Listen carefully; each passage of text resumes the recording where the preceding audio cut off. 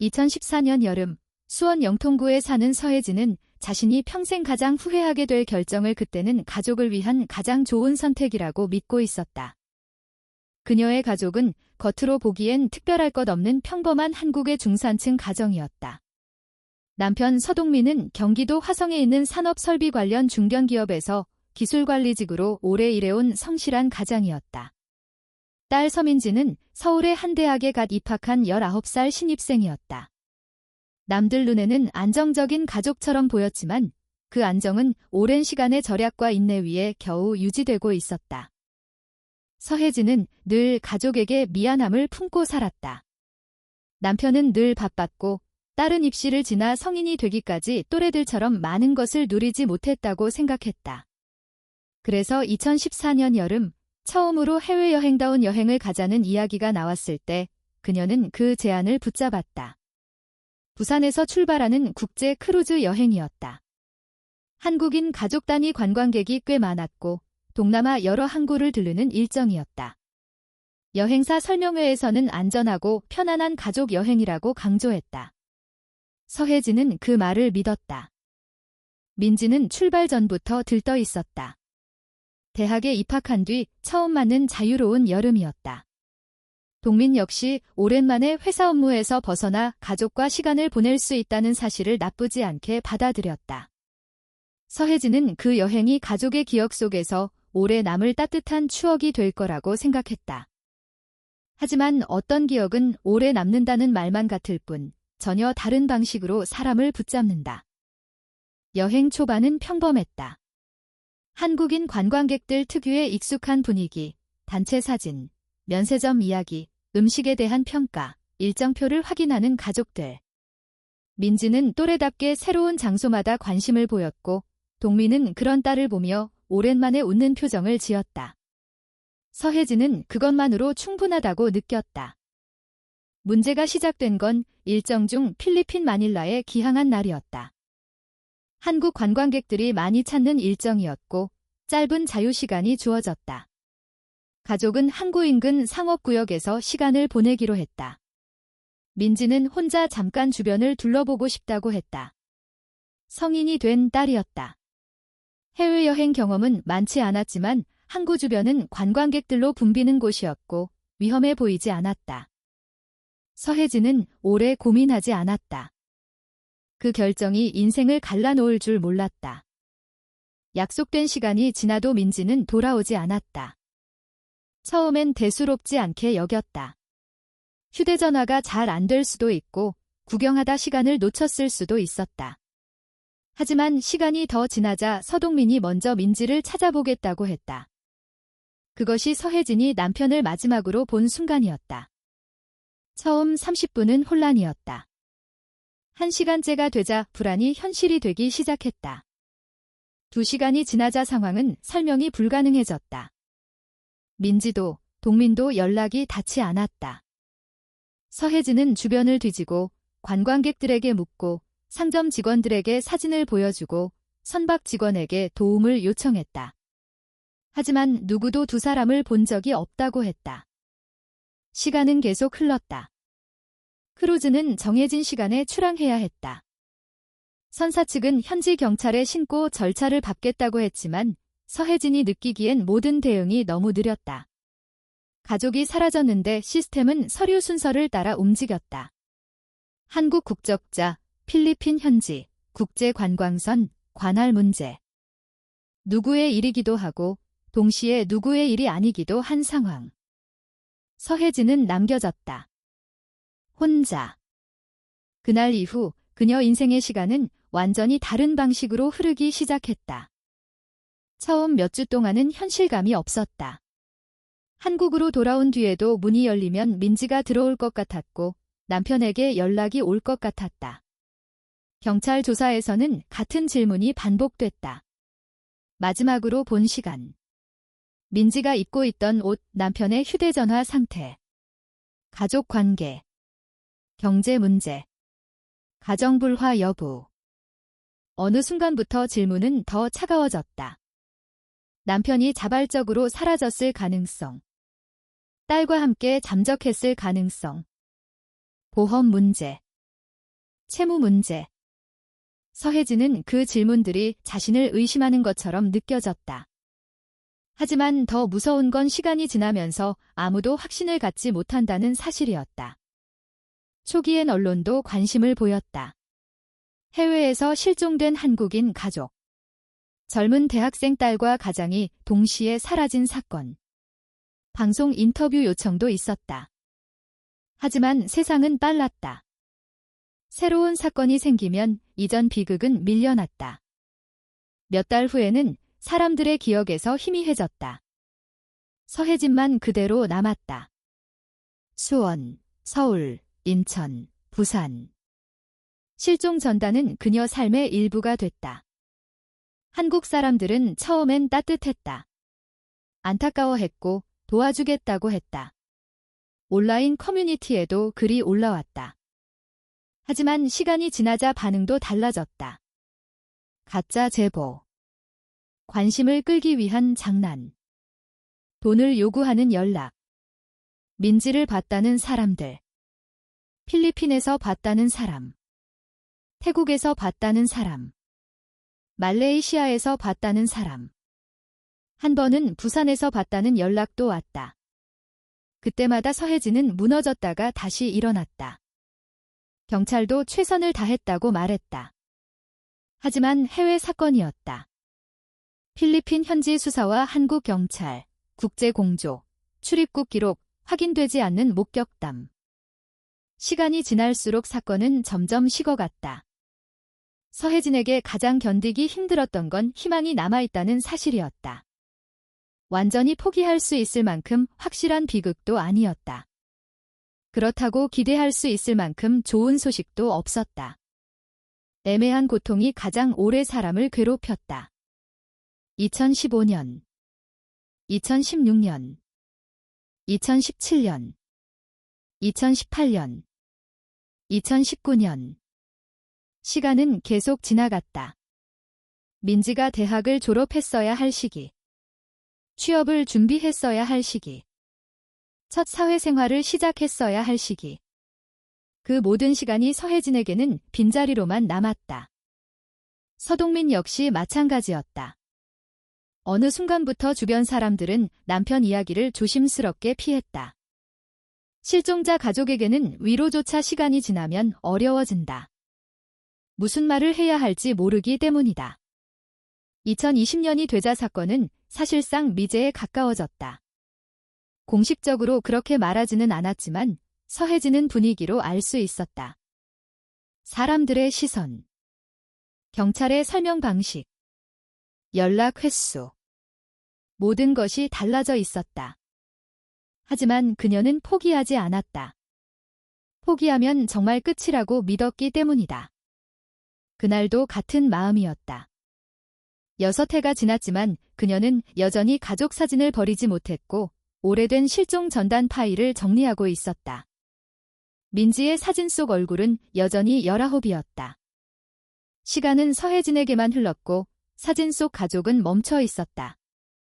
그녀는 여전히 그 여름을 떠나지 못하고 있었다. 2014년 마닐라. 가족 여행.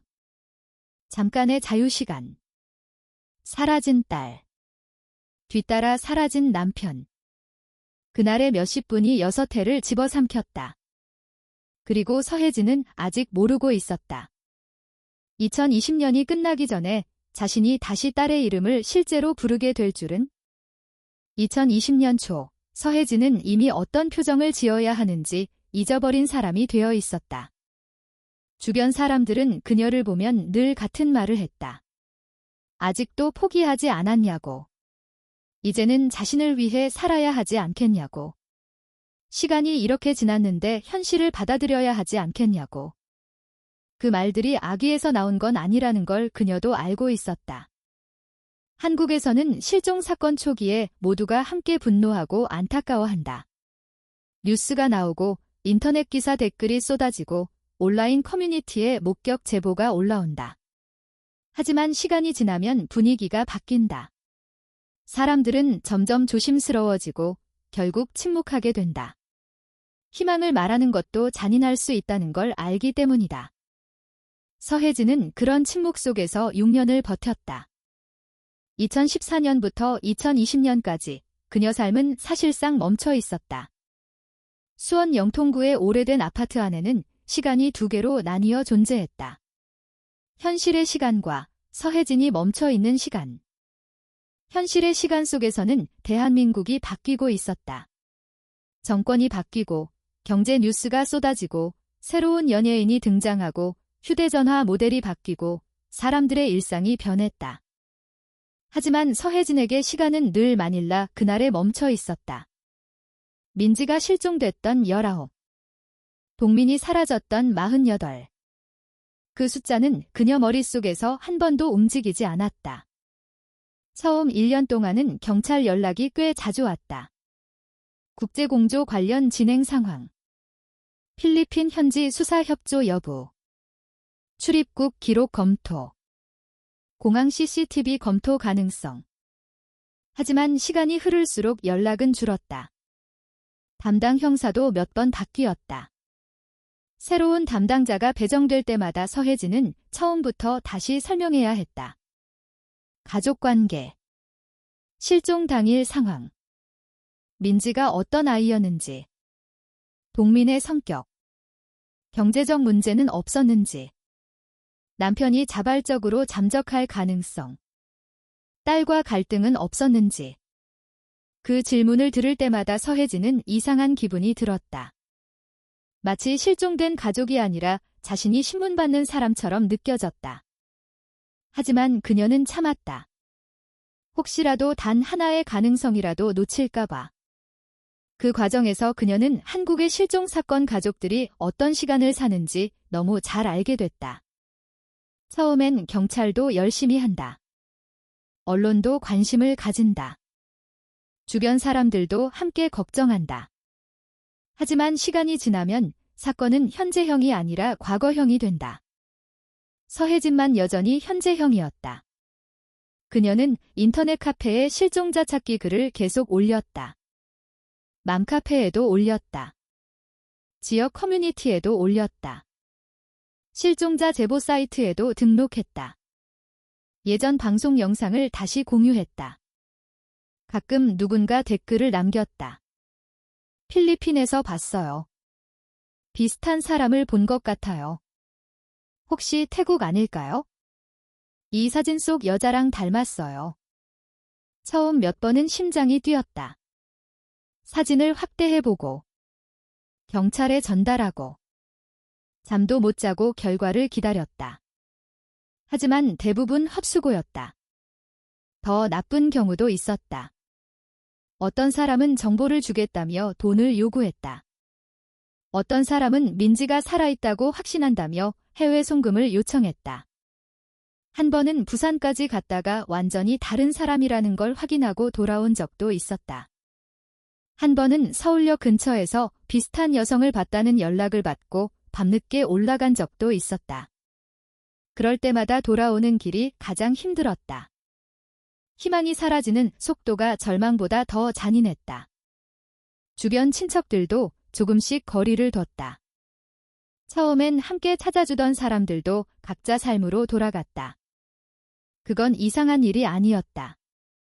한국 사회에서 모두는 바쁘다. 각자의 가족이 있고 직장이 있고 현실이 있다. 6년 동안 남의 비극을 같은 온도로 붙들 수 있는 사람은 거의 없다. 서혜진은 누구도 원망하지 않았다.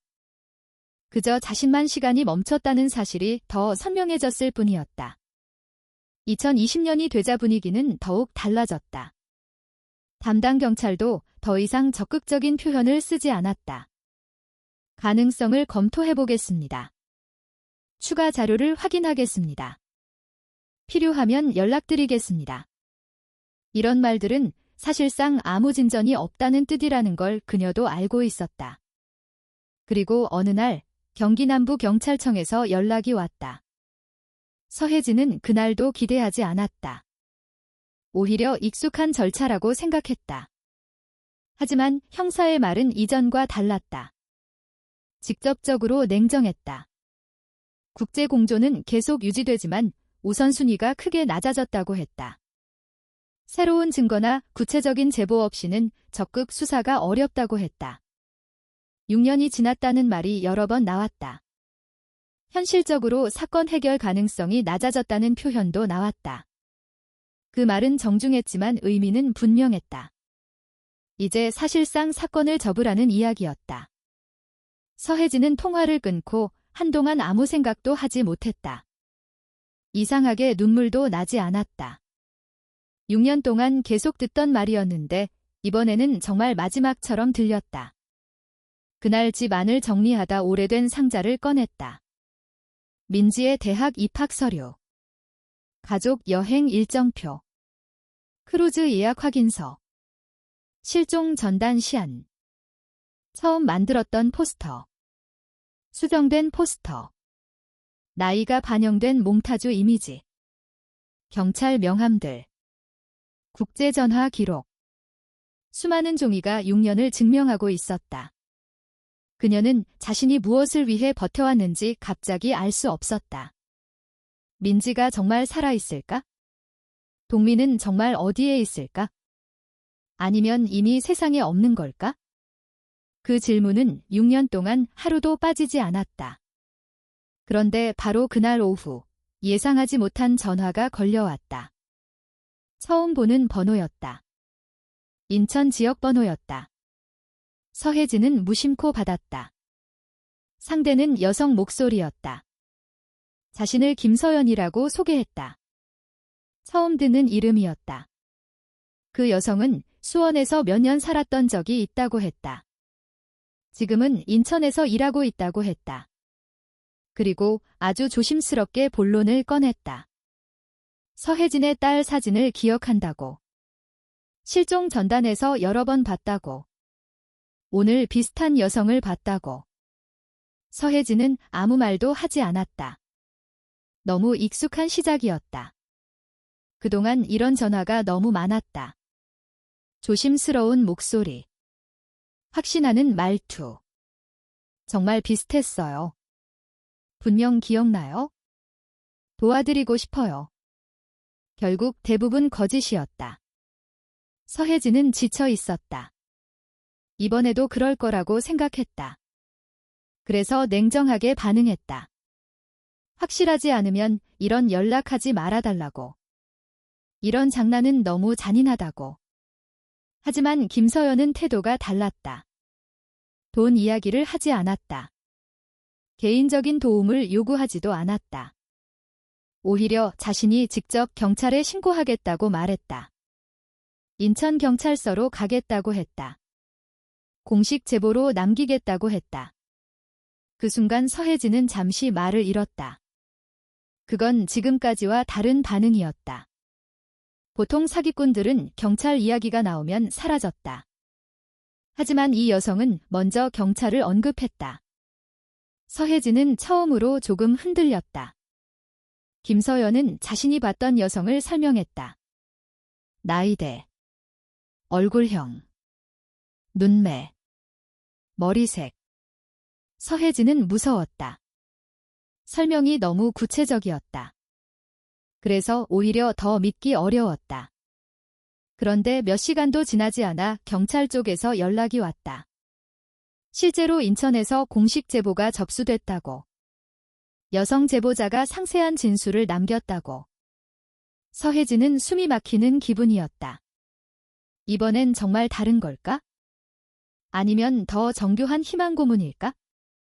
담당자는 아직 확인된 건 아무것도 없다고 했다. 단순 유사인물일 가능성이 크다고 했다.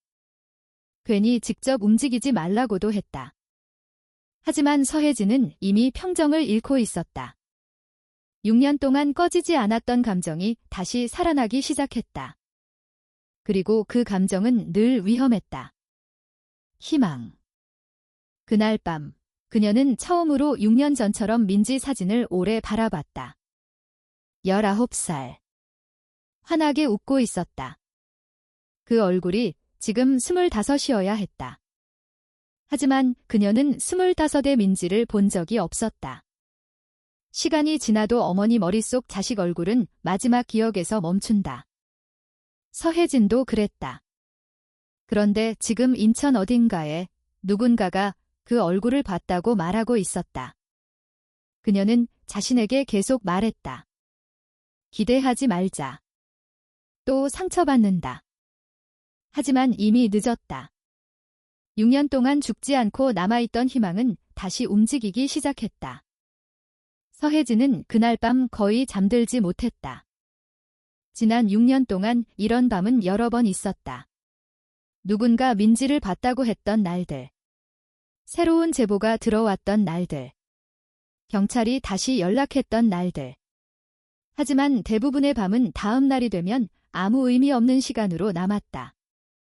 그래서 이번에도 다르지 않을 거라고 스스로를 설득했다. 하지만 마음은 이미 다른 방향으로 움직이고 있었다.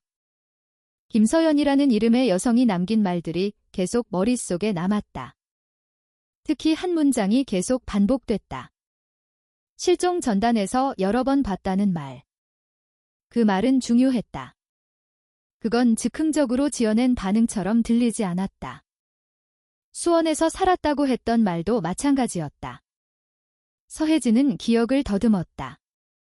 2014년 이후 수원역, 영통, 인계동, 아주대 주변, 병원 게시판, 마트, 주민센터, 교회 게시판, 심지어 학원가 근처까지 전단을 붙였었다. 정말 그걸 봤을 수도 있었다. 그렇다고 믿는 건 또 다른 문제였다. 다음 날 오전, 경기남부경찰청 담당자에게 먼저 연락이 왔다. 인천 쪽에서 접수된 제보 내용이 공식적으로 공유됐다는 이야기였다. 아직 신원 확인은 불가능하다고 했다. 제보자의 진술은 구체적이지만 구체적이라는 이유만으로 진실이라고 볼 수는 없다고 했다. 실종 사건 담당자들은 그런 사례를 너무 많이 봤다. 서혜진도 알고 있었다. 그런데 이번에는 담당자의 말 속에 아주 미세한 차이가 있었다. 완전히 부정하지 않았다. 가능성을 낮게 보지만 무시하지도 않는 태도였다. 그 정도 변화만으로도 서혜진의 마음은 크게 흔들렸다. 그녀는 더 이상 기다리기 어렵다고 말했다. 직접 인천으로 가겠다고 했다. 담당자는 만류했다. 한국에서 유사 실종 사건 가족들이 무작정 움직이다가 더 큰 상처를 입는 경우가 적지 않다고 했다. 확인되지 않은 정보로 현장에 가는 건 추천하지 않는다고 했다. 그 말은 맞았다. 하지만 서혜진은 이미 너무 오래 기다렸다. 6년이었다. 누군가에겐 긴 시간이 아닐 수도 있다. 하지만 실종 가족에게 6년은 하루하루가 고문처럼 늘어진 시간이다.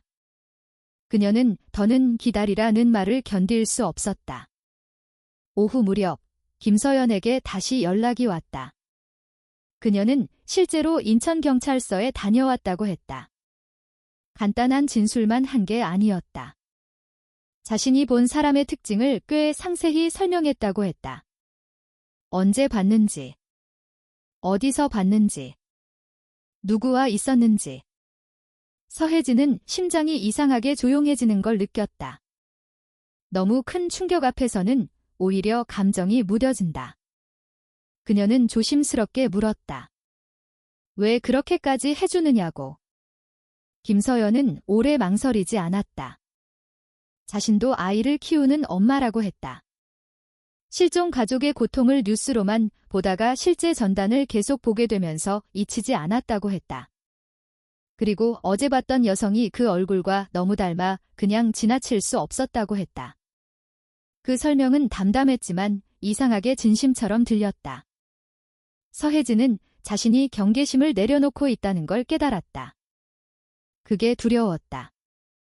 한 번 믿었다가 무너지면 이번엔 정말 다시 일어날 수 없을 것 같았다. 그러나 또 다른 생각도 들었다. 이번마저 외면했다가 정말 민지였다면? 그 가능성이 그녀를 가만히 두지 않았다. 결국 서혜진은 결정을 내렸다. 인천으로 가겠다고. 경찰이 말리든 아니든. 그녀는 작은 가방을 꺼냈다. 짐이라고 할 것도 없었다. 실종 가족이 갑작스럽게 움직일 때 챙기는 건 늘 비슷하다. 휴대전화 충전기, 오래된 서류 파일, 민지 사진, 경찰 연락처가 적힌 수첩, 그리고 혹시 모를 상황에 대비한 기본적인 옷까지. 그 과정에서 가장 오래 손에 남은 건 사진이었다. 민지가 대학 입학 직후 찍었던 사진. 실종 전단에 가장 많이 사용했던 사진. 밝은 표정. 젊은 얼굴. 19. 지금 살아있다면 25. 서혜진은 25의 민지를 상상해본 적이 별로 없었다. 상상하면 너무 낯설어서 무서웠기 때문이다. 사람은 기억 속 얼굴에 익숙해진다. 시간이 흐르면 현실보다 기억이 더 선명해진다. 그래서 그녀는 오히려 사진 속 민지만 붙잡고 있었다. 인천으로 가는 길 내내 경찰과 몇 차례 연락이 오갔다. 아직 확실한 건 없다고. 유사 인물일 수 있다고. 조심하라고. 그 말들은 계속 반복됐다. 서혜진도 머리로는 이해했다. 하지만 감정은 이미 논리 밖에 있었다. 오후 늦게 인천에 도착했을 때 김서연이 먼저 연락했다. 만날 수 있겠냐고. 서혜진은 잠시 망설였다. 얼굴도 모르는 사람을 믿는다는 게 이상했다. 하지만 여기까지 와서 피할 이유도 없었다. 김서연은 예상보다 평범한 사람이었다. 특별한 인상도 과장된 태도도 없었다. 오히려 그래서 더 현실적으로 느껴졌다. 서혜진은 이상하게 조금 안심했다. 김서연은 차분하게 자신이 본 상황을 다시 설명했다. 며칠 전이 아니었다. 바로 전날이었다. 인천 항만 근처에서 지인과 약속이 있었고 이동 중에 한 여성의 얼굴이 눈에 들어왔다고 했다. 처음에는 그냥 지나쳤다. 하지만 몇 분 뒤 실종 전단 속 얼굴이 떠올랐다고 했다. 그래서 다시 확인하려 했지만 이미 사라졌다고 했다. 그 설명에는 극적인 요소가 없었다. 오히려 그래서 더 믿을 만해 보였다. 서혜진은 경찰과 공유된 내용과 같은지 몇 번 확인했다. 김서연의 말은 일관됐다. 거짓말하는 사람 특유의 흔들림이 없었다. 그래도 서혜진은 완전히 믿지 않았다. 아니, 믿고 싶지 않았다. 기대는 위험했으니까. 하지만 해가 지날수록 이성보다 감정이 강해졌다. 경찰은 정식 확인 전까지 기다리라고 했다. 수사 절차상 무작정 움직이는 건 도움이 안 된다고 했다. 하지만 김서연이 말했다. 혹시 직접 가서 다시 확인해보는 게 빠를 수도 있다고. 그 말은 경찰 입장에선 무책임할 수도 있었다. 하지만 서혜진에겐 너무 강한 유혹이었다. 그녀는 결국 움직이기로 했다. 두 사람은 먼저 김서연이 여성을 봤다는 지역으로 향했다. 가는 동안 서혜진은 거의 말을 하지 않았다. 김서연도 억지로 분위기를 풀려고 하지 않았다. 오히려 그 침묵이 더 고마웠다. 누군가 이런 상황에서 괜찮다고 말하는 건 도움이 되지 않는다. 괜찮지 않기 때문이다. 처음 도착한 곳에서는 아무것도 찾지 못했다. 비슷한 사람조차 보이지 않았다. 몇 시간을 허비하는 느낌이 들었다. 서혜진은 점점 자신이 똑같은 실수를 반복하고 있다고 생각하기 시작했다. 부산 때처럼, 서울역 때처럼, 가짜 희망을 줬다가 다시 무너지는 과정. 김서연도 미안해하는 기색을 보였다. 하지만 서혜진은 화를 낼 수 없었다. 이 여자는 최소한 돈을 요구하지 않았고 경찰에 신고까지 했다. 그것만으로도 지금까지의 사람들과는 달랐다. 밤이 깊어질수록 분위기는 더 애매해졌다. 돌아가야 할까? 내일 경찰 결과를 기다려야 할까? 그때 김서연이 잠시 말을 멈췄다. 무언가를 본 것 같다고 했다. 처음엔 서혜진도 큰 기대를 하지 않았다. 하지만 김서연 표정이 달라져 있었다. 아까와는 다른 확신이었다. 그리고 아주 낮은 목소리로 말했다. 자신이 봤던 여자가 저쪽에 있었던 것 같다고. 서혜진은 그 순간 다시 2014년으로 돌아간 기분이 들었다. 모든 감정이 동시에 밀려왔다. 기대, 공포, 불신, 절망, 희망. 6년 동안 묻어두었던 것들이 한꺼번에 살아났다. 그녀는 아직 모르고 있었다. 그날 밤 이후 자신의 인생이 다시 한번 완전히 뒤집히게 될 거라는 걸. 김서연이 걸음을 멈춘 순간 서혜진은 처음엔 또 다른 착각일 거라고 생각했다. 지난 6년 동안 그런 순간은 너무 많았다. 누군가 멀리서 비슷해 보였다는 이유로 심장이 내려앉았던 적도 있었고 사진 한 장 때문에 밤을 새운 적도 있었다. 희망은 늘 그렇게 시작됐다. 아주 작은 가능성 하나에서. 그리고 대부분은 잔인하게 끝났다. 그래서 이번에도 자신을 붙잡으려 했다. 하지만 김서연의 표정이 달랐다. 처음 만났을 때의 조심스러움과는 다른 확신이 있었다. 그녀는 낮은 목소리로 자신이 봤던 사람이 저쪽에 있었던 것 같다고 말했다. 서혜진은 그 말만으로도 정신이 흐려지는 기분이었다. 지금까지 버텨온 모든 감정이 한 번에 올라오는 느낌이었다. 두 사람은 조심스럽게 그 방향으로 이동했다. 김서연은 계속 기억을 더듬으며 설명했다. 자신이 전날 봤던 여성이 일반적인 술집 출입객처럼 보이지 않았다고 했다. 누군가와 함께 있었고 이상하게 시선이 비어있는 느낌이었다고 했다. 처음에는 그냥 지나쳤지만 시간이 지나면서 실종 전단 속 민지 얼굴이 떠올랐다고 했다. 서혜진은 아무 말도 하지 못했다. 이런 설명은 오히려 더 무서웠다. 구체적일수록 기대하게 되기 때문이다. 도착한 곳은 김서연이 말한 인천의 유흥 밀집 지역이었다. 서혜진은 그 지역에 익숙하지 않았다. 이런 곳에 와본 적도 거의 없었다. 경찰이 기다리라고 했던 이유를 이제 조금 이해할 수 있었다. 실종 가족이 감정만으로 들어오기엔 위험하고 복잡한 공간이었다. 하지만 이미 여기까지 온 이상 돌아갈 수 없었다.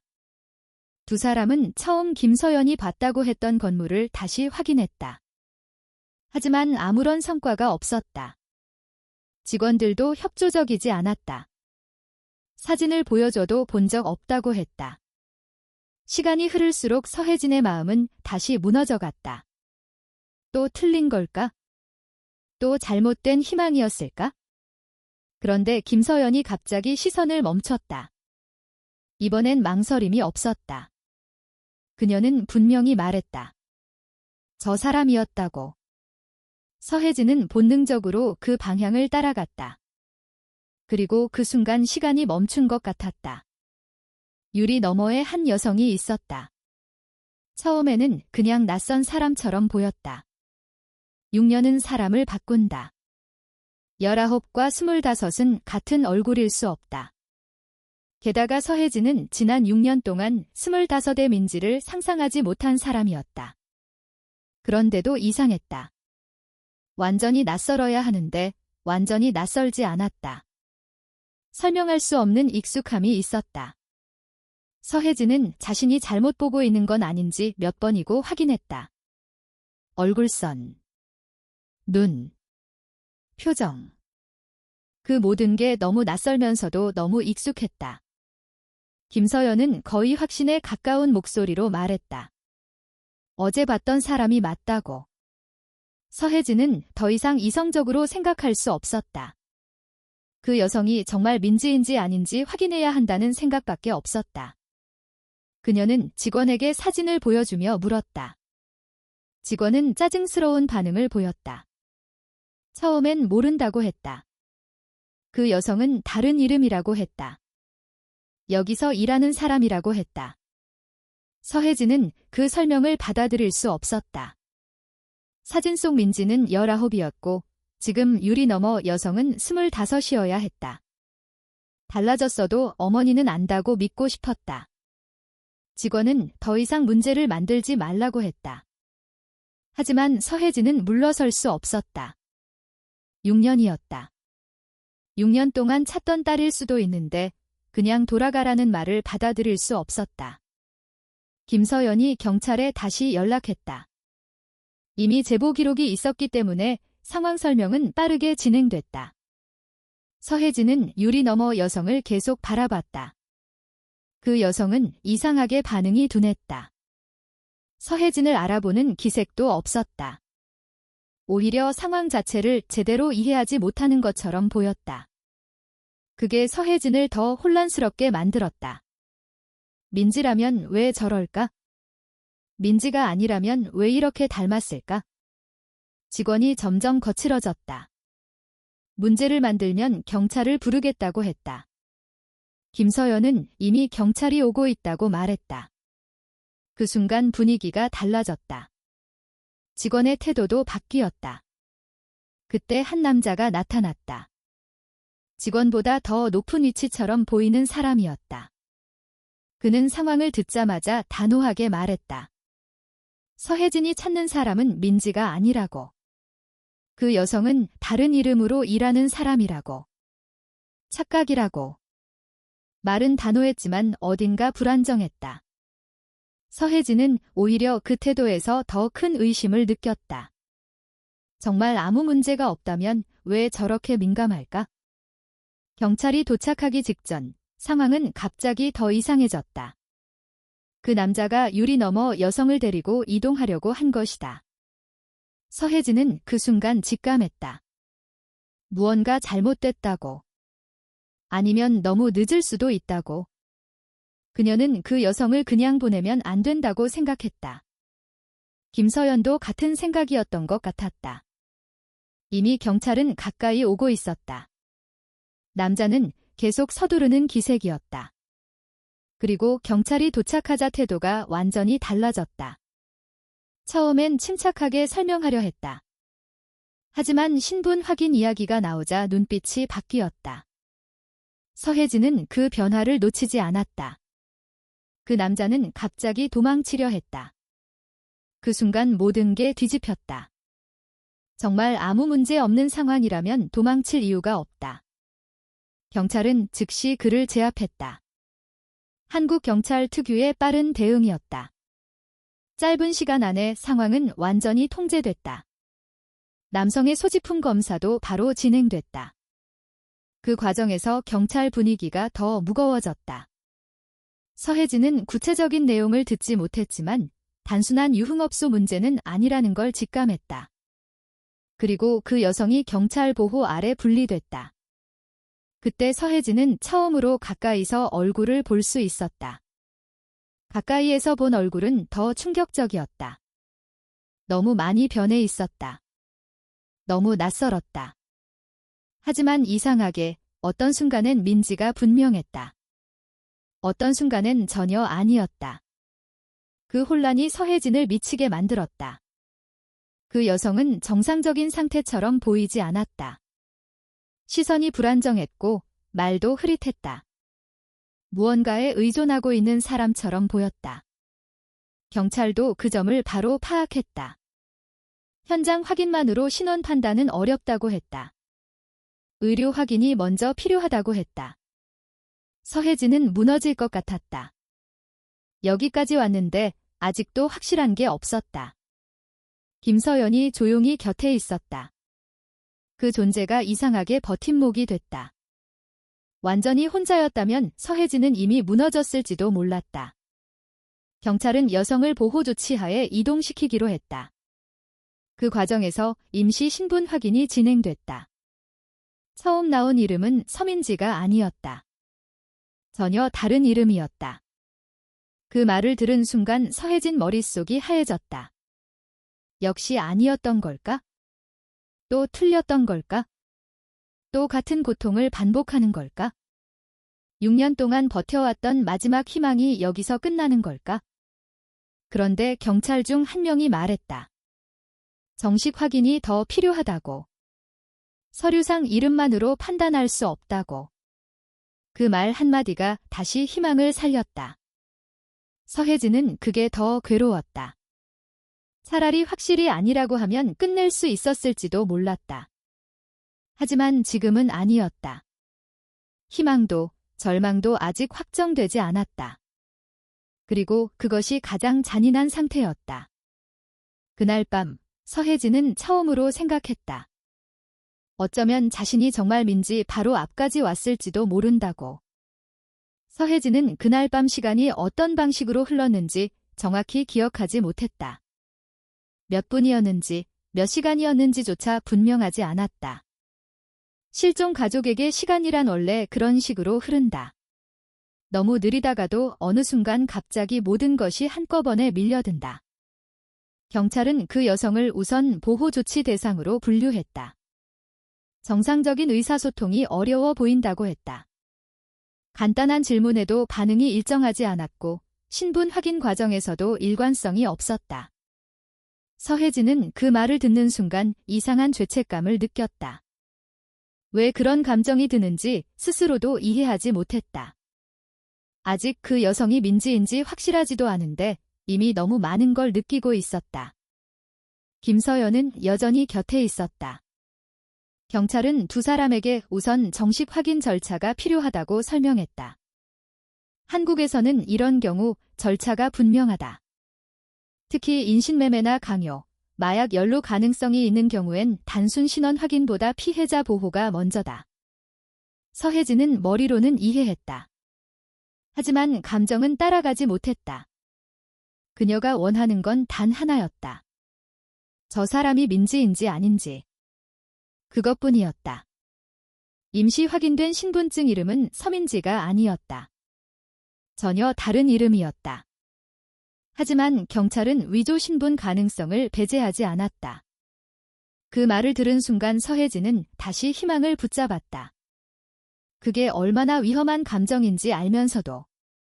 그 여성은 병원 수준은 아니지만 긴급 보호와 상태 확인이 가능한 기관으로 먼저 이동됐다. 간단한 약물 반응 검사와 기본 확인이 필요하다고 했다. 서혜진은 동행을 요청했다. 처음엔 거절당했다. 피해자 상태가 불안정하다는 이유였다. 하지만 실종 사건 가족이라는 점과 기존 경찰 기록 때문에 제한적으로 허용됐다. 그 과정에서 담당 형사가 다시 확인 질문을 했다. 정말 가족이 맞다고 확신하느냐고. 서혜진은 그 질문 앞에서 멈췄다. 이상하게 바로 대답할 수 없었다. 엄마라면 한눈에 알아봐야 하는 것 아닌가? 그런 생각이 그녀 자신을 더 괴롭혔다. 하지만 현실은 그렇게 단순하지 않았다. 6년이었다. 19이 25이 되는 시간. 고통이 사람 얼굴을 얼마나 바꾸는지 그녀는 알지 못했다. 결국 그녀는 솔직하게 말했다. 확신은 못하겠다고. 그런데 아닐 수도 없다고. 형사는 고개를 끄덕였다. 그 반응은 오히려 이해한다는 의미처럼 보였다. 이런 사건을 오래 다룬 사람의 표정이었다.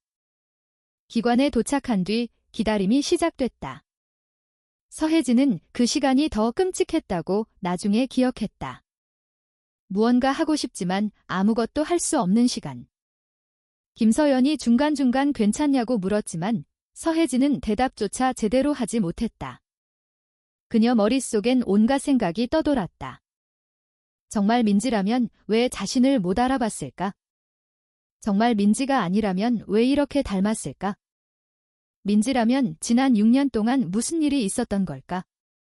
그때 경찰 한 명이 들어왔다. 임시 신원 기록 확인이 진행됐다고 했다. 등록된 이름은 현재 다른 이름으로 되어 있었다. 하지만 기록을 더 확인하는 중이라고 했다. 이름 변경 이력 여부, 과거 신원 자료, 지문 확인 가능성. 서혜진은 그 말을 이해하려고 애썼다. 그런데 담당자의 다음 말이 그녀 숨을 멈추게 만들었다.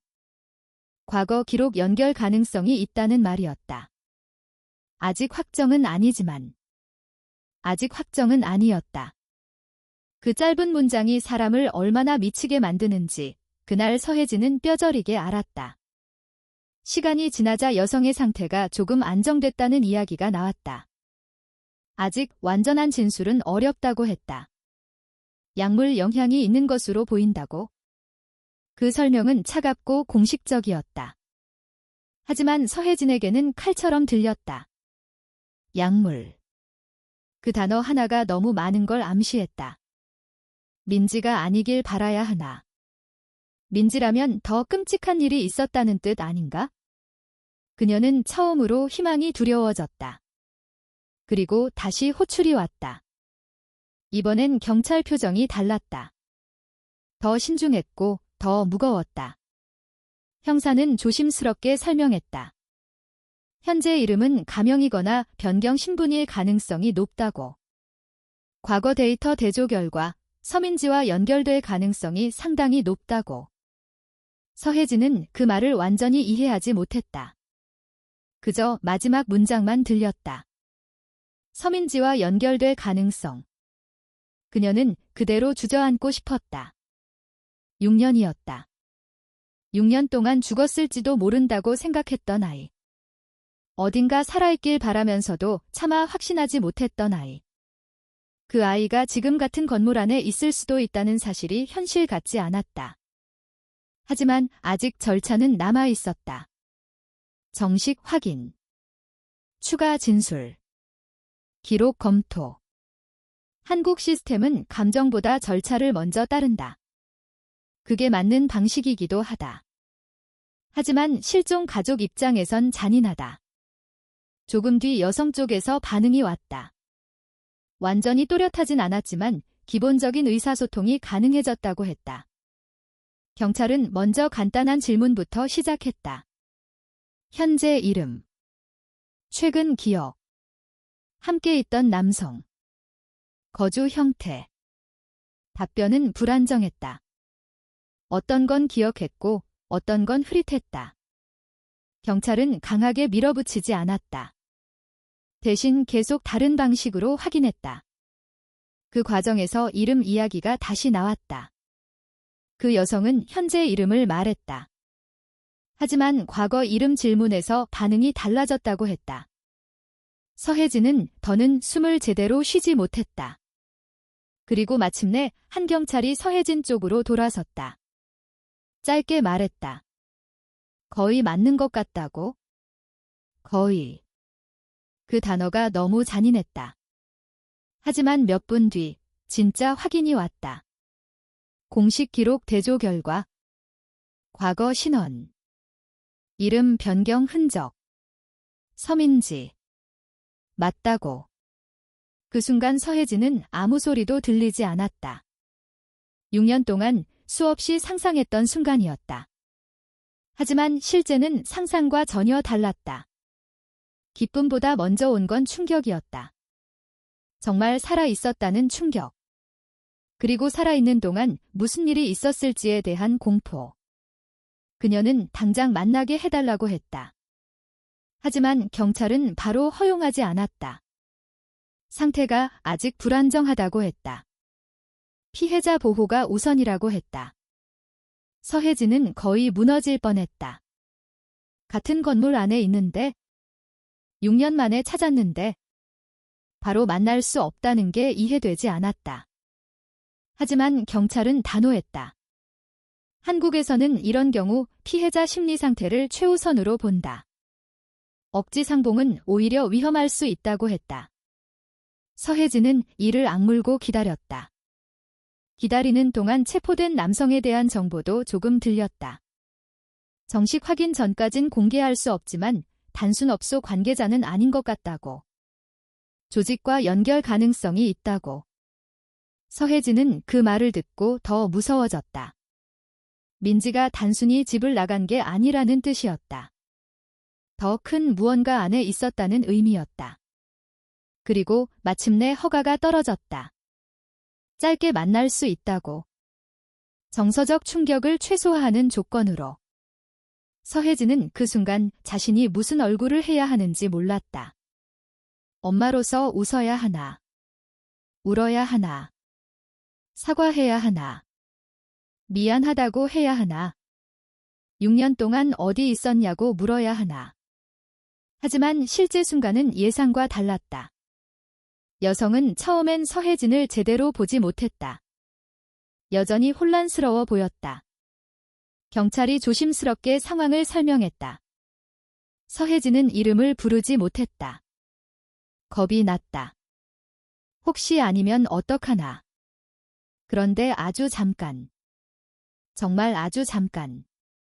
그 여성의 시선이 멈췄다. 그리고 믿을 수 없을 만큼 익숙한 흔들림이 지나갔다. 서혜진은 그 순간 처음으로 확신했다. 저 아이는 민지였다. 서혜진은 지난 6년 동안 수없이 같은 장면을 상상했다. 민지를 다시 만나는 순간. 어디선가 갑자기 나타나는 모습. 병원에서 연락이 오는 순간. 경찰이 살아있다고 알려주는 순간. 공항에서 우연히 마주치는 순간. 그 모든 상상 속에서 민지는 늘 서혜진을 바로 알아봤다. 엄마라고 부르고, 울고, 매달리고, 시간이 멈추는 장면들. 하지만 현실은 전혀 달랐다. 현실 속 서민지는 너무 낯설었고, 너무 지쳐 있었고, 너무 많은 시간을 잃어버린 사람처럼 보였다. 그리고 무엇보다 바로 모든 걸 말할 수 있는 상태가 아니었다. 서혜진은 그 사실이 오히려 더 무서웠다. 사람이 얼마나 많은 일을 겪어야 저렇게 될까? 경찰은 충분한 안정을 찾기 전까지 무리한 질문은 하지 않겠다고 했다. 하지만 최소한의 사실관계는 확인해야 했다. 실종 사건이었다. 장기 미제였다. 그리고 이제는 단순 실종이 아니라 조직 범죄 가능성이 높아지고 있었다. 서혜진은 처음엔 함께 있지 못했다. 수사 절차상 직접적인 진술은 우선 경찰과 보호 인력이 진행해야 했다. 그녀는 바깥에서 기다려야 했다. 그 시간이 너무 길게 느껴졌다. 김서연은 여전히 옆에 있었다. 서혜진은 몇 번이고 고맙다고 말하려 했지만 제대로 입이 떨어지지 않았다. 감정이 너무 많아서 어떤 말도 적절하지 않았다. 조금 뒤 담당 형사가 나왔다. 표정이 무거웠다. 그것만으로도 서혜진은 직감했다. 좋지 않은 이야기라는 걸? 형사는 조심스럽게 설명했다. 서민지가 일부 기억을 이야기하기 시작했다고. 아직 단편적이고 불안정하지만 핵심 내용은 확인되고 있다고. 그리고 그 다음 문장이 모든 걸 바꿨다. 서동민 씨는 살아있지 않을 가능성이 높다고. 서혜진은 그 말을 한 번에 이해하지 못했다. 아니, 이해하고 싶지 않았다. 6년 동안 그녀는 두 가지 가능성 사이에서 살았다. 둘 다 살아있거나, 둘 다 죽었거나, 혹은 한 사람만 살아있을 수도 있다는 상상. 하지만 머릿속 어디에선가 이상하게도 남편만큼은 살아있을 가능성을 붙잡고 있었는지도 몰랐다. 그는 아버지였다. 민지를 지키려 했을 거라고 믿었다. 어딘가에 함께 있을 수도 있다고 생각했다. 그 믿음이 무너졌다. 형사는 지금 당장 확정 사망 처리 이야기를 하는 건 아니라고 했다. 유해 확인도 없고 공식 기록도 없다고. 하지만 민지 진술상 매우 가능성이 높다고. 서혜진은 그 자리에서 완전히 감정을 잃었다. 이상하게 울지도 못했다. 너무 큰 충격은 눈물보다 먼저 몸을 멈추게 만든다. 한참 뒤 그녀는 질문했다. 무슨 뜻이냐고. 정확히 무슨 일이 있었냐고. 형사는 지금 상태상 전부 듣는 건 어려울 수 있다고 했지만 서혜진은 물러서지 않았다. 6년 동안 기다렸다. 더 이상 미룰 수 없었다. 결국 제한적으로 민지 진술 일부를 듣게 됐다. 민지의 기억은 완전하지 않았다. 중간중간 흐릿했고 시간 순서도 섞여 있었다. 하지만 한 장면만큼은 선명했다고 했다. 2014년 마닐라. 그날. 민지가 혼자 잠깐 떨어졌을 때 누군가 접근했다. 처음엔 단순한 길 안내나 도움을 가장했던 것 같다고 했다. 정확한 기억은 흐릿했다. 너무 오래됐고 이후의 기억들이 겹쳐 있었다. 하지만 위험을 느꼈을 때는 이미 늦었다고 했다. 그 순간 아버지가 나타났다고. 서동민은 민지를 찾으러 왔다가 상황을 본 것이다. 그 이후 기억은 더 끔찍했다. 도망, 추격, 차량, 소리, 남성들, 그리고 끌려간 공간. 민지는 당시 모든 걸 정확히 설명하지 못했다. 경찰도 강요하지 않았다. 하지만 핵심은 분명했다. 서동민은 딸을 버리고 도망가지 않았다. 끝까지 따라왔다. 끝까지 지키려 했다. 그리고 그 선택 때문에 함께 잡혔다. 서혜진은 그 말을 듣는 순간 숨이 막혔다. 이상하게 죄책감이 밀려왔다. 그 여행을 가자고 했던 건 자신이었다. 민지를 혼자 잠깐 보내도 괜찮다고 생각한 것도 자신이었다. 동민이 찾으러 가게 된 것도 결국 그날의 선택 때문이었다. 논리적으로는 누구 책임도 아닐 수 있다. 범죄자의 책임이다. 당연히 그렇다. 하지만 가족을 잃은 사람의 마음은 그렇게 단순하지 않다. 서혜진은 자신을 용서할 수 없었다. 민지는 이후 기억을 더듬었다. 창고 같은 곳이었다고 했다. 정확한 위치는 모른다고. 이미 정신이 너무 혼란스러웠다고. 하지만 아버지가 저항했다는 건 기억한다고. 민지를 지키려 했다고. 계속 막았다고. 그 과정에서 폭력이 있었다고. 심한 폭력이. 민지는 그 부분에서 말을 멈췄다고 했다. 경찰은 굳이 더 밀어붙이지 않았다. 하지만 이어진 내용은 충분히 명확했다. 서동민은 그곳에서 살아남지 못했을 가능성이 높았다. 서혜진은 그 말을 듣고도 바로 울지 못했다. 이상하게 감정이 너무 멀리 있는 느낌이었다.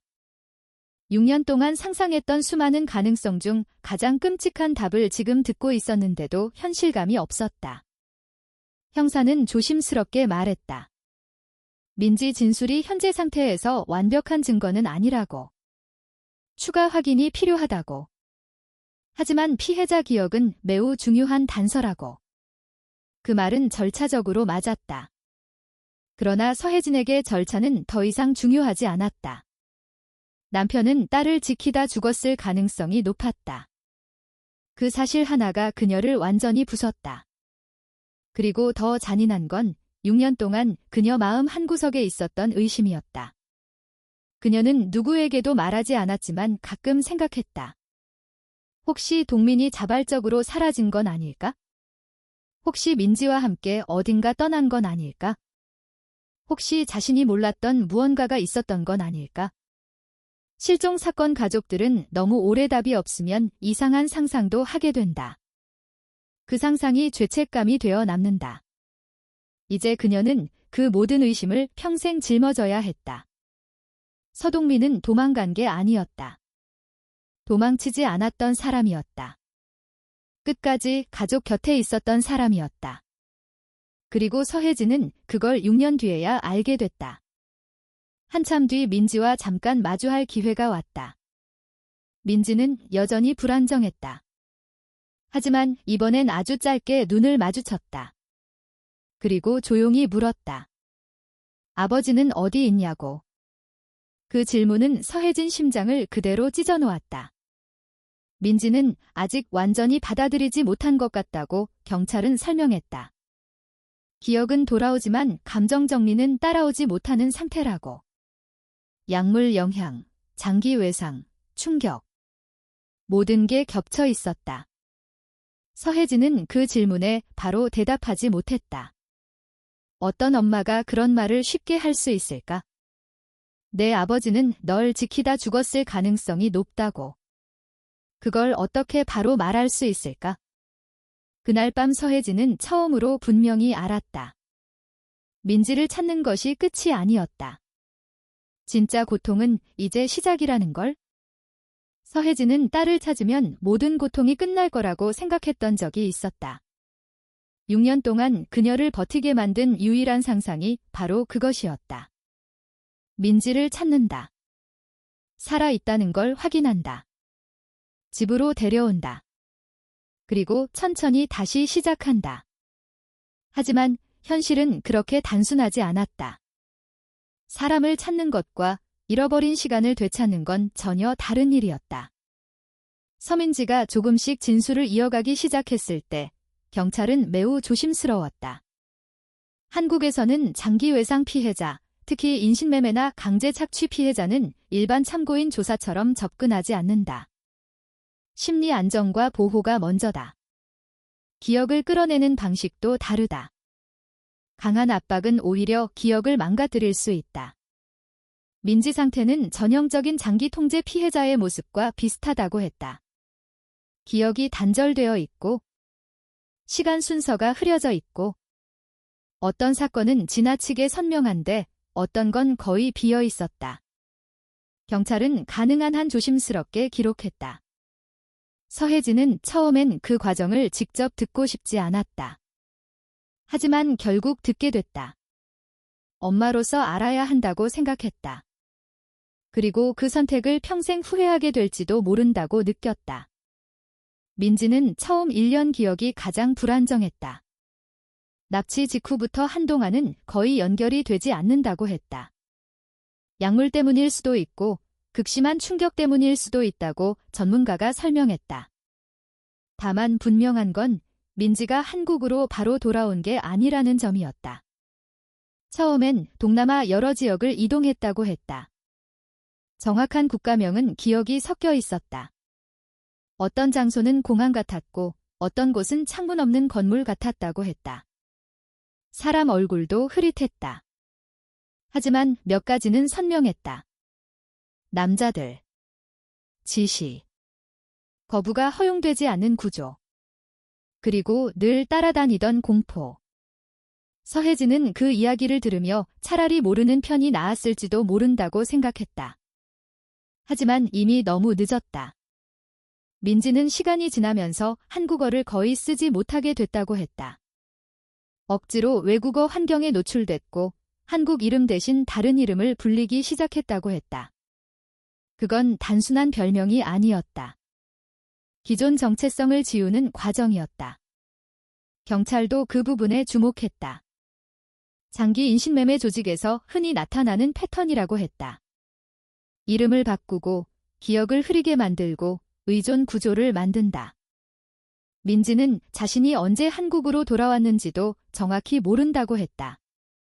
그 말이 서혜진을 더 무너뜨렸다. 한국 땅에 있었는데도 찾지 못했다는 뜻일 수도 있었으니까. 하지만 경찰은 서혜진을 진정시켰다. 이런 조직은 피해자를 일반 사회와 분리된 구조 안에 숨긴다고 했다. 신분도 바꾸고 이동도 제한하고 감시도 철저하다. 실종 전단을 본다고 해도 스스로 신고할 수 없는 상태였을 가능성이 높다고. 민지는 어느 시점부터 유흥업 관련 업소들을 전전했다고 했다. 정식 업소 직원이 아니었다. 선택권이 있는 노동도 아니었다. 처음엔 외모를 이용하는 형태의 일이라고 설명받았다고 했다. 고객 응대, 동석, 접대. 하지만 시간이 지나면서 더 깊은 구조로 들어갔다고 했다. 그 부분에서 민지는 자주 말을 멈췄다. 경찰도 무리하지 않았다. 하지만 서혜진은 충분히 이해했다. 굳이 모든 표현을 들을 필요도 없었다. 민지가 어떤 시간을 보냈는지는 이미 드러나고 있었다. 더 끔찍했던 건 약물 이야기였다. 민지는 처음엔 강제로 시작됐다고 했다. 이후에는 버티기 위해 필요해졌다고. 이 문장이 서혜진을 오래 괴롭혔다. 버티기 위해 필요해졌다는 말. 얼마나 견딜 수 없는 시간이었으면 그런 구조가 만들어졌을까?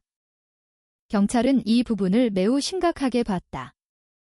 단순 피해 구조가 아니라 조직적 착취 가능성이 높다고 했다. 체포된 남성도 단순 업소 관계자가 아닐 가능성이 높아지고 있었다. 통신 기록, 자금 흐름, 연결 인물 확인이 진행됐다. 민지는 이름 몇 개를 기억했다. 정확한 실명은 아니었다. 별명, 호칭, 가짜 이름. 조직은 늘 그렇게 움직인다. 서혜진은 어느 순간 수사가 자신의 가족 이야기 같지 않게 느껴졌다. 너무 크고 너무 어둡고 너무 비현실적이었다. 뉴스에서 보던 이야기 같았다. 그런데 그 안에 자기 딸이 있었다. 민지는 스스로를 오래전부터 서민지라고 느끼지 못했다고 했다. 그 말은 경찰도 기록했다. 피해자가 자기 정체성을 분리하는 현상. 생존을 위해 만들어진 심리적 구조. 그 설명을 들으며 서혜진은 또 무너졌다. 민지를 잃은 건 단순히 6년이 아니었다. 그 아이 자신도 자기 일부를 잃어버린 상태였다. 김서연은 조사 과정 내내 조용히 곁에 있었다. 경찰도 그녀 진술을 따로 확보했다. 처음 발견 상황. 전날 목격 상황. 남성과 함께 있었던 정황. 김서연이 없었다면 여기까지 오지 못했을 거라는 사실은 분명했다. 하지만 서혜진은 감사와 동시에 이상한 두려움을 느꼈다. 민지를 찾았는데 왜 기쁘기만 하지 않을까? 답은 명확했다. 찾은 딸이 너무 많이 부서져 있었기 때문이다. 민지는 어떤 날은 자신이 몇 살인지도 바로 대답하지 못했다. 어떤 질문엔 바로 답하고 어떤 질문엔 완전히 멈췄다. 특정 단어에 과민하게 반응했다. 특정 남성 이름에 얼어붙었다. 경찰은 외상 반응이라고 설명했다. 이건 하루 이틀 치료로 해결될 문제가 아니라고 했다. 서혜진은 처음으로 현실을 봤다. 민지를 데려가면 끝나는 이야기가 아니었다. 진짜 시작이었다. 약물 치료, 심리 치료, 신분 정리, 법적 절차, 진술 협조, 피해자 보호, 그리고 일상 회복. 그 어느 것도 쉬운 게 없었다. 민지는 자기 몸보다 다른 여성들 이야기를 더 먼저 꺼내기도 했다.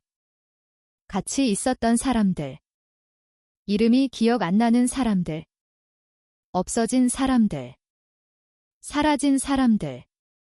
그 말을 듣고 경찰 분위기가 달라졌다. 이건 단일 사건이 아니었다.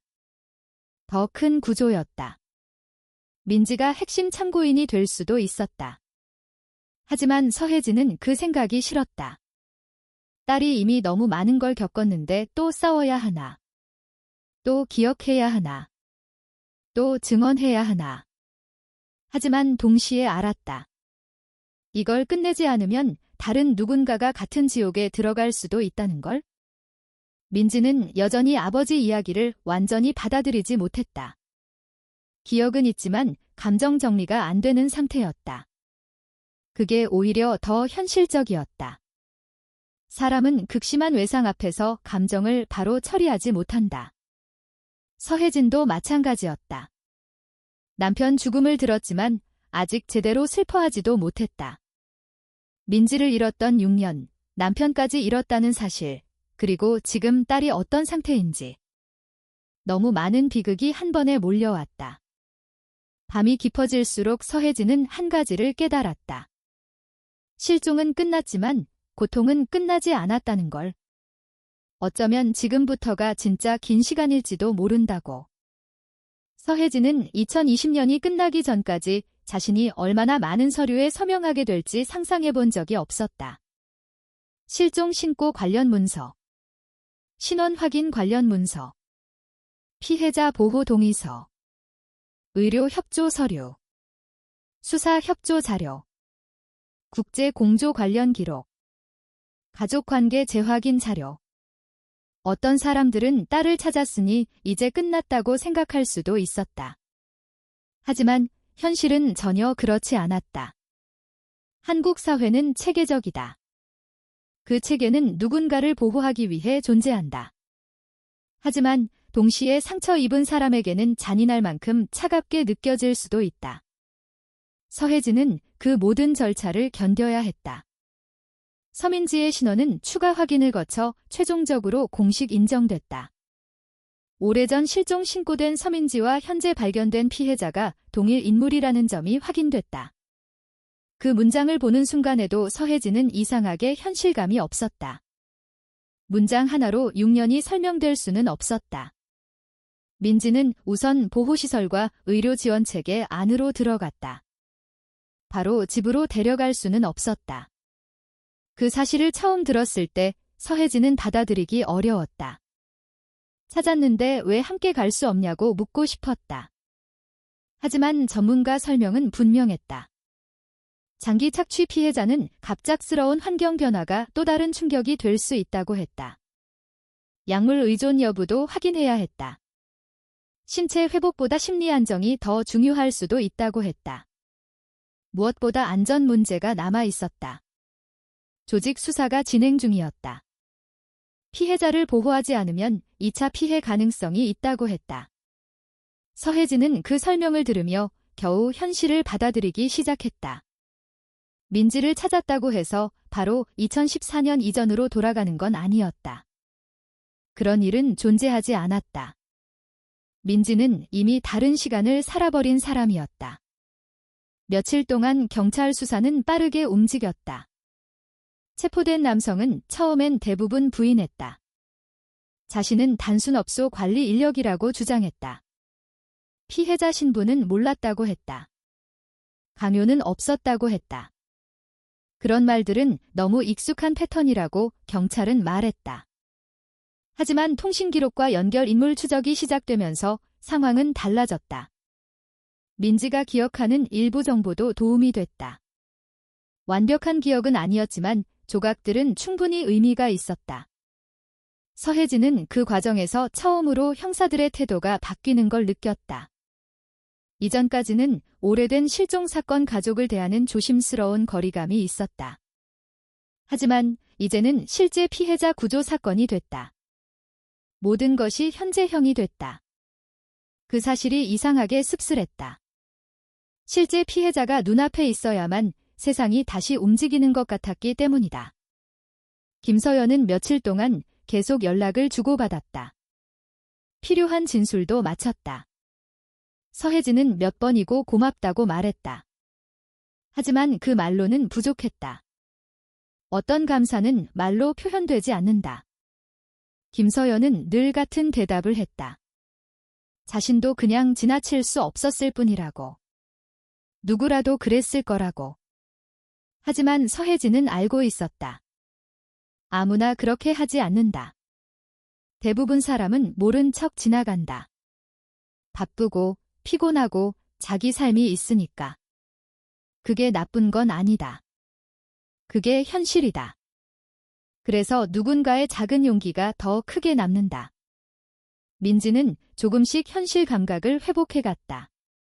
하지만 회복은 직선이 아니었다. 어떤 날은 비교적 또렷했다. 어떤 날은 완전히 무너졌다. 이름을 부르면 반응하지만 오래 이어가지 못했다. 어떤 질문에는 바로 답하고 어떤 건 전혀 기억하지 못했다. 전문가는 서혜진에게 분명히 말했다. 이건 조급해질수록 더 오래 걸린다고. 기억을 강제로 끌어내면 오히려 무너질 수 있다고. 회복은 속도가 아니라 안정이라고. 한국 부모들은 보통 문제를 해결하려 한다. 무언가 잘못되면 바로 고치고 싶어 한다. 서혜진도 그랬다.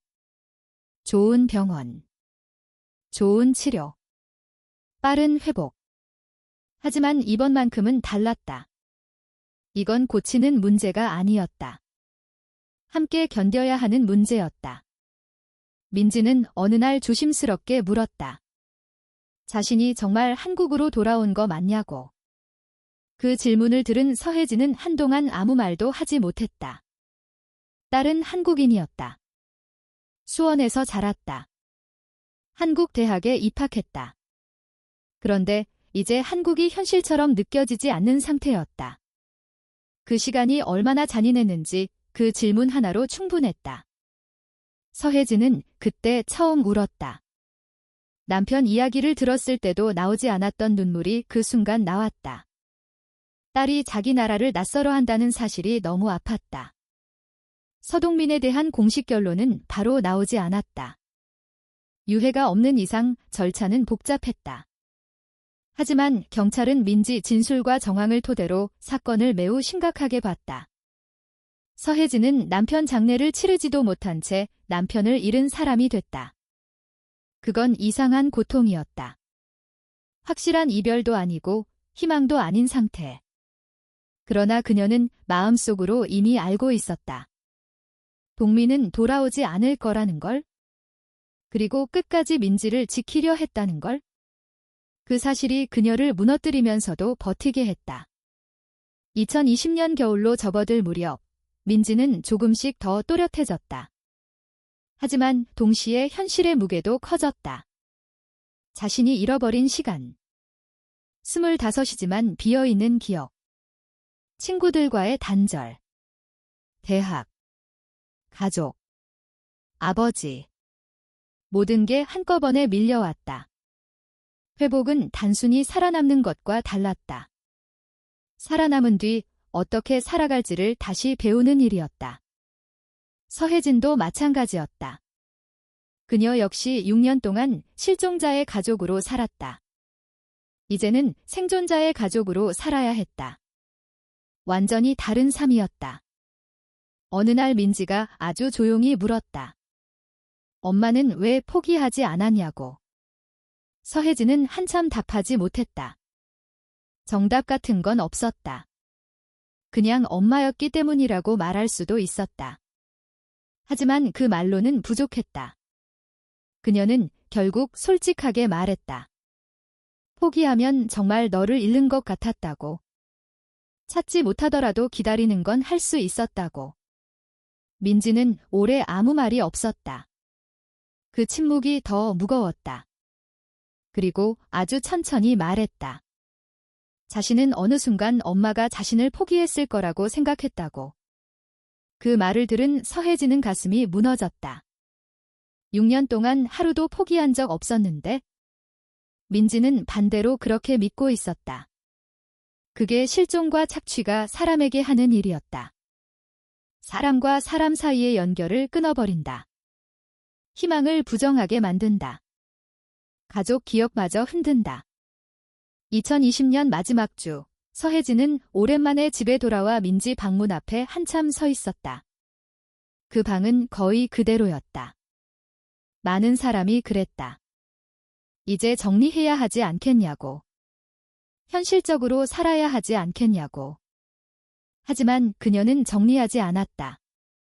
그리고 지금은 그 선택을 후회하지 않았다. 민지가 당장 돌아와 그 방에서 예전처럼 살 수는 없을지도 몰랐다. 하지만 누군가를 기다리는 마음이 반드시 비합리적인 것만은 아니라는 걸 그녀는 알게 됐다. 사람들은 종종 말한다. 시간이 해결해준다고. 하지만 어떤 상처는 시간이 해결하지 않는다. 시간은 그냥 그 상처 위에 먼지만 쌓는다. 누군가는 그 먼지를 털어낼 때까지 그 상처는 그대로 남아있다. 서혜진 가족의 인생은 다시 예전으로 돌아가지 않을 것이다. 서동민은 돌아오지 않을 가능성이 크다. 서민지는 잃어버린 6년을 되찾지 못할 것이다. 서혜진 역시 그 시간을 지우지 못할 것이다. 하지만 그렇다고 해서 삶이 끝나는 건 아니다. 상처가 남았다고 사람이 끝나는 건 아니다. 어떤 사람은 기적을 거창한 것으로 생각한다. 완벽한 회복, 행복한 결말, 모든 것이 제자리로 돌아가는 이야기. 하지만 현실의 기적은 훨씬 조용하다. 완전히 부서진 사람이 다시 내일을 살아보기로 결정하는 것. 너무 늦었다고 느끼는 순간에도 누군가를 포기하지 않는 것. 아무 대가 없이 낯선 사람의 이상함을 그냥 지나치지 않는 것. 가족이란 결국 완벽해서 붙어있는 존재가 아니라 끝까지 포기하지 않아서 가족이 되는 존재인지도 모른다. 오늘의 이야기를 끝까지 함께 들어주신 여러분께 진심으로 감사드립니다. 이 이야기는 단순한 실종 사건이 아니라 한 가족이 끝까지 서로를 포기하지 않았던 시간에 대한 이야기였습니다. 누군가는 시간이 지나면 모든 것이 잊힌다고 말하지만 진심으로 사랑하는 사람을 향한 기다림은 쉽게 사라지지 않습니다. 또한 우리는 이 이야기를 통해 세상에는 여전히 보이지 않는 고통 속에서 도움을 기다리는 사람들이 있다는 사실을 다시 생각하게 됩니다. 작은 관심 하나, 그냥 지나치지 않는 한 번의 시선, 누군가를 향한 용기가 한 사람의 인생을 바꿀 수도 있다는 것을 이 이야기가 보여주었습니다. 때로는 기적이 거창한 곳에서 시작되는 것이 아니라 평범한 누군가의 따뜻한 관심에서 시작되기도 합니다. 그리고 가족이라는 존재는 완벽해서가 아니라 끝까지 포기하지 않기에 가족이라는 사실도 다시 느끼게 됩니다. 오늘 이 이야기가 여러분의 마음에 작은 울림으로 남았기를 바랍니다. 저희 채널을 응원해주시고 이런 의미 있는 이야기들이 더 많은 분들께 전해질 수 있도록 좋아요를 눌러주시고 오늘 이야기를 들으신 여러분의 생각과 마음을 아래 댓글로 남겨주세요. 그리고 앞으로도 따뜻하고 깊은 이야기를 계속 함께하고 싶으시다면 채널 구독도 부탁드립니다. 여러분의 관심과 응원이 저희에게 큰 힘이 됩니다. 진심으로 감사합니다.